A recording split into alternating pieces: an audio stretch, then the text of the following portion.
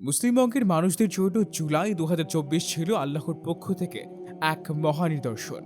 জুলাইয়ে আমি দেখেছি এক দানব সম রাষ্ট্রের দেয়ালে প্রথম ফাটল ধরেছে।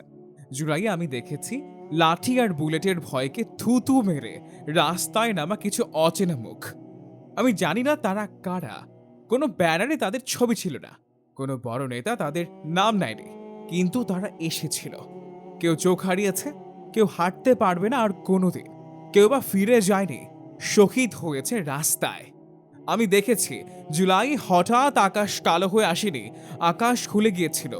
মানুষের মাঝে যে দেয়াল ছিল ভয়ের, চুপ করে থাকার, সহ্য করার, সেই দেয়ালে চির ধরেছিল।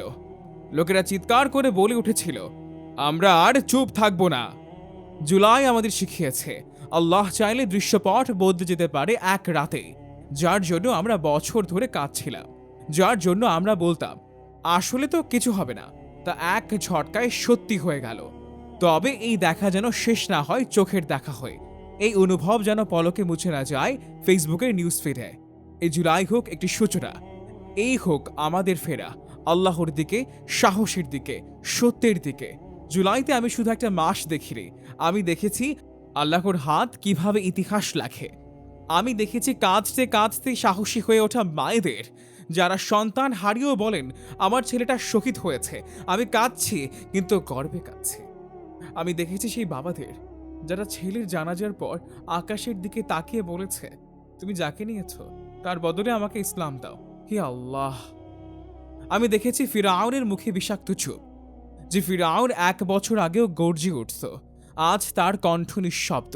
সে পালিয়ে বেড়ায়, কেননা তার মিথ্যা আর কেউ শুনতে চায় না। তার নাম আজ ভয়ে উচ্চারিত নয়, ঘৃণায় ধ্বংসপ্রার্থী।